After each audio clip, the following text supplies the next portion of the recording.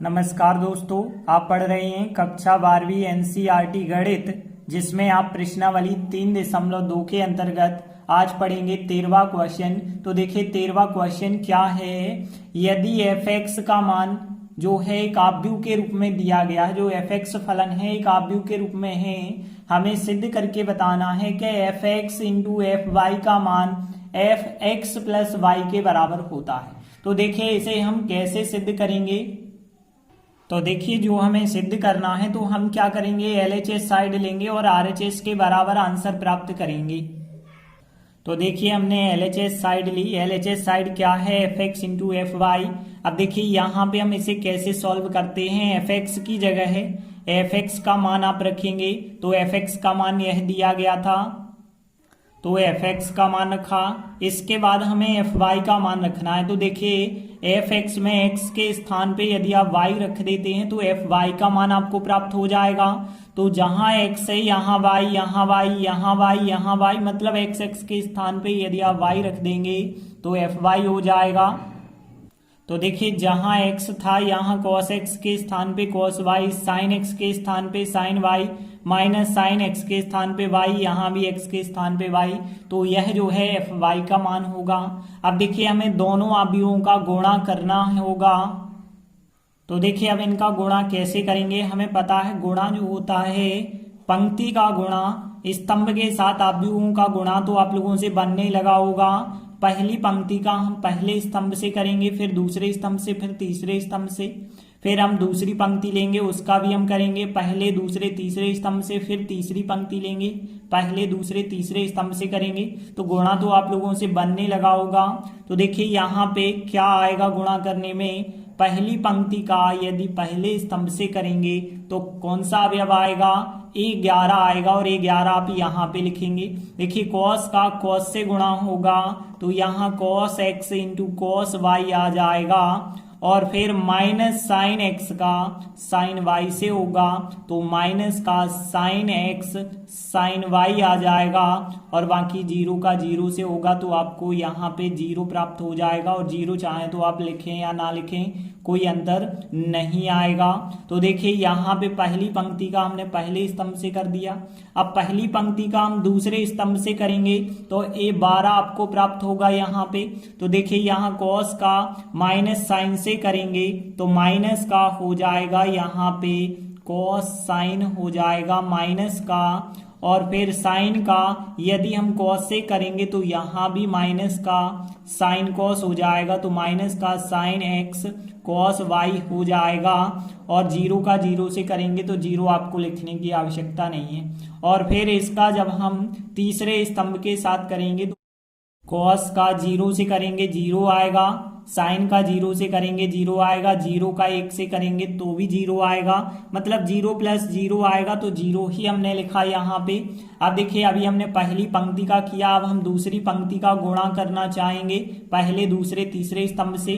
तो देखिए sign x का गुणा कॉस वाई से होगा, तो यहाँ पे साइन एक्स कॉस वाई आएगा, फिर कॉस एक्स का साइन वाई से होगा तो यहाँ बीच में प्लस चिन्ह cos x into sine y आ जाएगा। और फिर देखिए यहाँ पे यदि हम बात करें जीरो का जीरो से होगा तो जीरो ही आएगा, वो आपको लिखने की आवश्यकता नहीं है। अब देखिए पहली पंक्ति का जब हम दूसरे स्तंभ के साथ करेंगे तो यहाँ पे लिखना होगा साइन एक्स का साइन वाई से करेंगे तो माइनस का साइन एक्स साइन वाई आ जाएगा, और यहाँ कॉस एक्स का कॉस वाई से करेंगे तो यहाँ पे कॉस एक्स कॉस वाई आ जाएगा। जीरो का जीरो से करेंगे तो जीरो आपको लिखने की आवश्यकता नहीं है।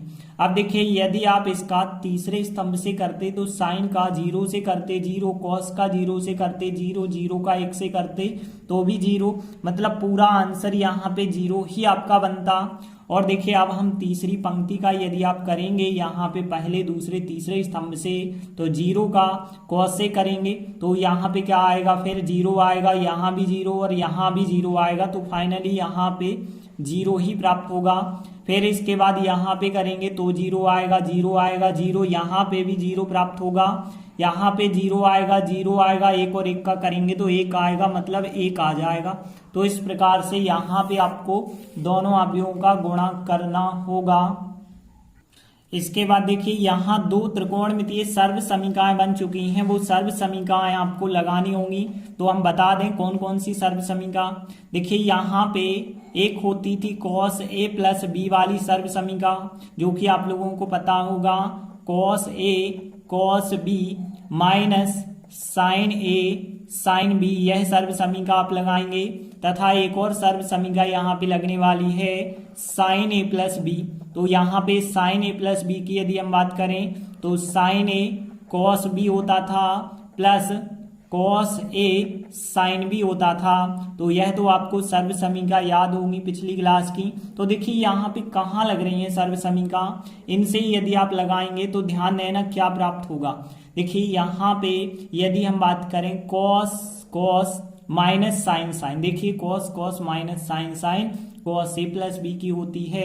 तो यहाँ पे cos x प्लस वाई, क्योंकि a b का मतलब है यहाँ पे x y, तो यहाँ पे cos x प्लस वाई का फार्मूला बन जाएगा।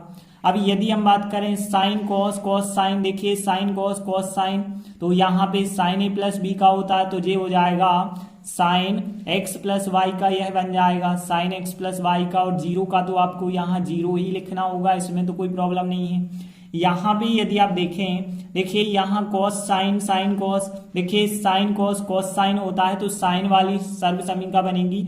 लेकिन माइनस यहाँ यदि आप माइनस चिन्ह कॉमन कर दें तो आप सब संख्या प्लस की है, और प्लस वालों में फार्मूला क्या होता है साइन a प्लस बी। देखिए माइनस चिन्ह कॉमन करोगे तो यहाँ प्लस हो जाएगा।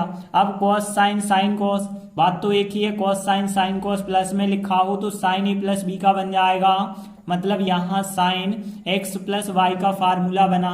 अब देखिए यहाँ पे यदि हम देखें तो माइनस का साइन साइन, देखिए माइनस का साइन साइन प्लस का cos cos, प्लस के cos cos माइनस के साइन साइन, तो cos a प्लस बी का फार्मूला होता है, तो cos x प्लस y का फार्मूला हो जाएगा। और यहाँ पे जीरो का जीरो ही आप लिखेंगे, और यहाँ पे 001 जो था वो 001 भी हमने लिखा। अब यहाँ पे जो fx आपको फलन दिया गया था, देखिए यहाँ पे x x x x था, लेकिन अब यहाँ पे जो हमें प्राप्त हो गया x की जगह x plus Y x plus Y x plus Y x plus Y यहाँ पे प्राप्त हो रहा है। देख सकते हैं यदि आप तुलना करना चाहें तो x के स्थान पे x प्लस वाई, x के स्थान पे x प्लस वाई, x के स्थान पे x प्लस वाई, x के स्थान पे x प्लस वाई। इस वजह से हम इस फलन को f(x प्लस वाई लिख सकते हैं, और यदि आप इस फलन को f(x प्लस वाई लिख सकते हैं तो यही तो आपका RHS प्राप्त हो जाता है। तो हमने LHS साइड ली और RHS के बराबर आंसर ले आए, तो हमने फिर लिखा आता है LHS बराबर RHS, और यही हमारा सवाल जो था सिद्ध हो जाता है। तो इस प्रकार से प्रश्न 13वां कंप्लीट हुआ। इसके बाद अगला क्वेश्चन 14वां देखिए, दर्शाइए कि, पहला सवाल है इसका, इन दो आव्यूहों का गुणनफल बराबर नहीं होता है, इन दो आव्यूहों का गुणनफल। तो देखिए सीधी सी बात है, यहाँ पे एक आव्यूह A है एक B है, यहाँ पे B और A है, मतलब AB का मान BA के बराबर नहीं होता है। ऐसा बहुत सारे सवालों में भी सिद्ध करेंगे आगे के। तो देखिए यहाँ पे हम कैसे ऐसा पता करते हैं, तो देखिए पहले हमें इन दो का गुणनफल निकालेंगे, फिर हम इन दो का निकालेंगे, और दोनों आंसर बराबर नहीं आएंगे तो हम कह देंगे कि दोनों के आंसर बराबर नहीं आए हैं। तो देखिए सबसे पहले हम इन दोनों का गुणनफल ज्ञात करते हैं, दोनों आव्यूहों का क्या होगा। तो ध्यान देना, दो का यदि गुणनफल करना है तो हमें पता है पंक्ति का गुणा स्तंभ के साथ करते हैं। तो देखिए पहली पंक्ति का पहले स्तंभ से करेंगे 11 आएगा, फिर पहली पंक्ति का हम दूसरे स्तंभ से करेंगे 12 आएगा, फिर दूसरी पंक्ति का पहले स्तंभ से करेंगे तो 21 आएगा, फिर दूसरी पंक्ति का दूसरे स्तंभ से तो ये 22 आएगा। तो देखिए जब हम पहली पंक्ति का गुणा पहले स्तंभ से करते हैं तो पहले अवयव का पहले से, दूसरे अवयव का दूसरे से, और सबका टोटल लिखते हैं। तो 5 का 2 से करेंगे, यहाँ पे आएगा 10, और 1 का 3 से करेंगे तो माइनस के 3 आएगा यहाँ पे। और फिर देखिए अब पहली पंक्ति का हम दूसरे स्तंभ के साथ, तो 5 एकम 5 माइनस के 4 एकम 4, तो यहाँ पे देखिए यहाँ 5 एकम 5 माइनस आएगा 4। अब हम दूसरी पंक्ति का गुणा पहले और दूसरे स्तंभ से करेंगे तो 21 और 22 अवयव आएंगे, 6 दूनी 12 होगा, 7 3 21 होगा। तो यहाँ पे 12 प्लस 21 हो जाएगा। और यहाँ पे यदि हम दूसरी पंक्ति का दूसरे स्तंभ से तो 6 एकम 6, 7 चौके 28, तो 6 प्लस 28 हो जाएगा। और आगे यदि आप टोटल कर देंगे तो देखिए यहाँ पे घटाएंगे तो 7, यहाँ घटाएंगे तो 1, यहाँ पे जोड़ेंगे तो 33 आ जाएगा यहाँ पे। और यहाँ पे यदि हम देखेंगे 6 28 34 होता है तो 34 आ जाएगा। तो इस प्रकार से हमने इन दो का गुणनफल निकाला, इतना आया है। अब हम चेक करेंगे इन दो का गुणनफल कितना आता है। तो देखिए हम इन दो का गुणनफल ज्ञात कर रहे हैं, तो कैसे गुणा किया जाता है हमने आपको बता दिया। पंक्ति का गुणा स्तंभ से करते हैं। तो देखिए 2 का 5 से करेंगे 10, 6 एकम 6, तो यहाँ पे आ जाएगा फिर 10 प्लस 6। यदि पहली पंक्ति का हम दूसरे स्तंभ से करेंगे 22 आएगा, यहाँ लिखना होगा। 2 एकम 2 होगा माइनस का, और प्लस के 7 हो जाएगा यहाँ पे, तो माइनस के 2 प्लस का 7 हो जाएगा। फिर देखिए यहाँ पे अब हम दूसरी पंक्ति का पहले स्तंभ से करेंगे, 21 आएगा, यहाँ लिखना है। 3 और 5 का 15 होगा, 4 6 का 24 होगा, तो यहाँ 15 प्लस 24 हो जाएगा।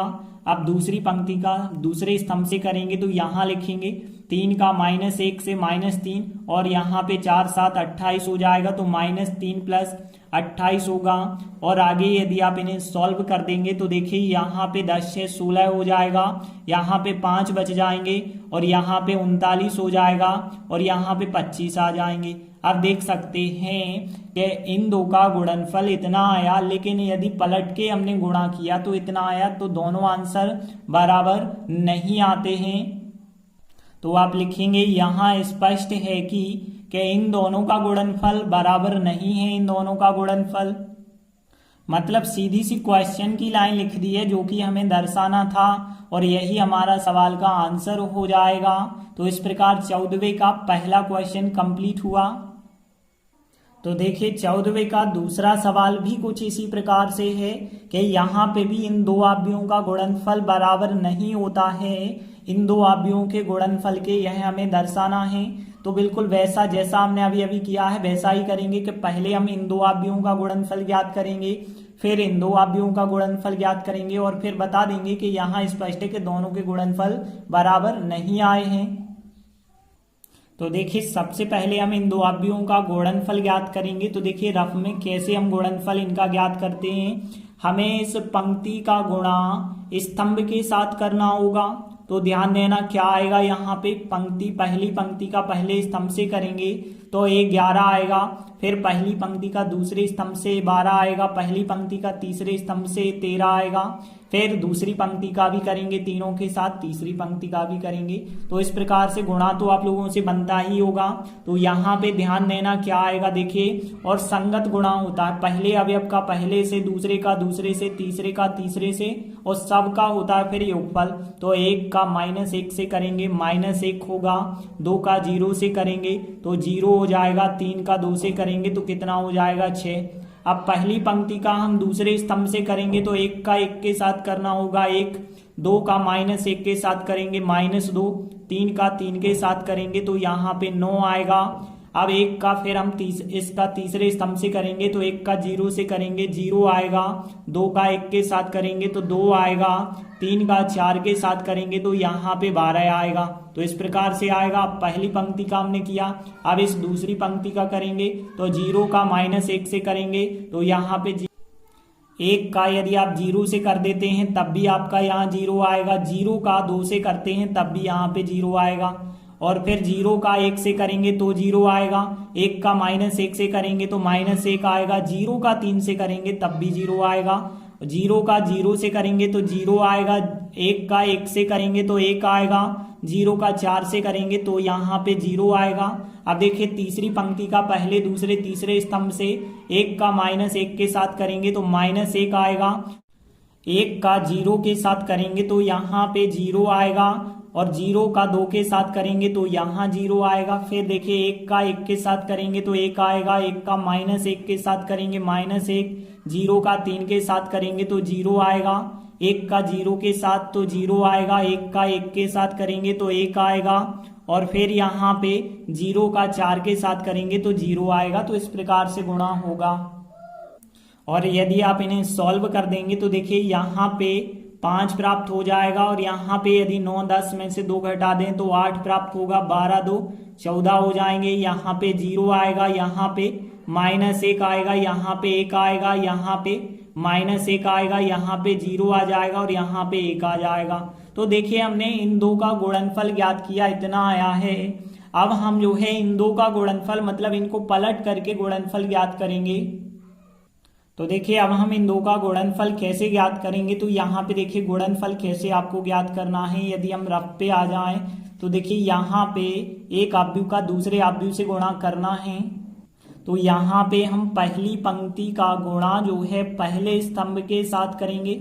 आपको पता ही है कैसे किया जाता है गुणा, जैसा अभी तक करते आए हैं। संगत अवयव का गुणा करते हैं, पहले का पहले से, दूसरे का दूसरे से, तीसरे का तीसरे से और सबको जोड़ के लिखते हैं। तो यहाँ पे -1 का +1 से करेंगे, -1 आएगा, फिर 1 का 0 के साथ करेंगे, 0 आएगा, फिर यहाँ पे फिर 0 आएगा। अब देखिए इसका यदि आप दूसरे स्तंभ के साथ करेंगे तो 12वां पद आएगा, जो कि यहाँ पे -2 आएगा, +1 आएगा और +0 आएगा।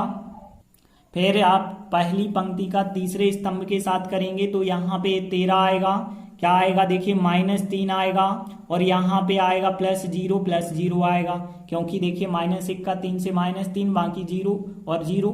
अब देखिए अब आप दूसरी पंक्ति का गुणा पहले स्तंभ दूसरे स्तंभ तीसरे स्तंभ से करेंगे, 0 का 1 से करेंगे, 0 आएगा, यहाँ भी 0 आएगा, यहाँ केवल 1 आएगा, मतलब 0 + 0 + 1 आएगा।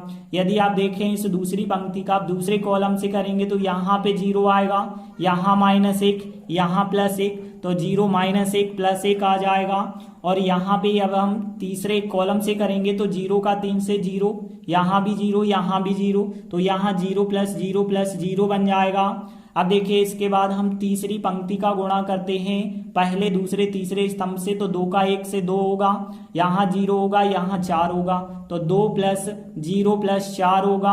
अब इसका गुणा हम दूसरे स्तंभ से करें तो यहाँ 2 का 2 से करेंगे, 4 होगा, यहाँ पे 3 होगा, यहाँ पे 4 एकम 4 हो जाएगा, तो यहाँ पे 4 + 3 + 4 हो जाएगा। अब इसका यदि हम तीसरे स्तंभ से करेंगे तो 2 3 6 होगा, यहाँ 0, यहाँ फिर 0 होगा, तो 6 + 0 + 0 हो जाएगा। अब आप सबको यदि टोटल कर देंगे तो देखिए क्या प्राप्त हुआ होगा, यहाँ पे -1, यहाँ पे भी -1 और यहाँ पे -3, यहाँ पे +1 आएगा, यहाँ पे 0 आएगा, यहाँ पे भी 0 और यहाँ पे 6, यहाँ पे 11, यहाँ पे 6। तो इस प्रकार से आपको इनका भी गुणनफल प्राप्त हो चुका है। अब आप यदि दोनों की तुलना करें कि इन दोनों का गुणनफल यह आया था, इन दोनों का गुणनफल यह आया है, लेकिन दोनों गुणनफल आपस में बराबर नहीं है, तो आप कह सकते हैं यहाँ स्पष्ट है कि इन दोनों का गुणनफल बराबर नहीं है, इन दोनों का गुणनफल। तो देखिए आप लिख सकते हैं यहाँ स्पष्ट है कि जो क्वेश्चन की लाइन थी कि इन दोनों आव्यूहों का गुणनफल बराबर नहीं है, इन दोनों आव्यूहों का गुणनफल। तो इस प्रकार 14वें का सेकंड सवाल भी कंप्लीट हुआ। आगे के वीडियो में हम आगे के सवाल करेंगे, तब तक के लिए धन्यवाद।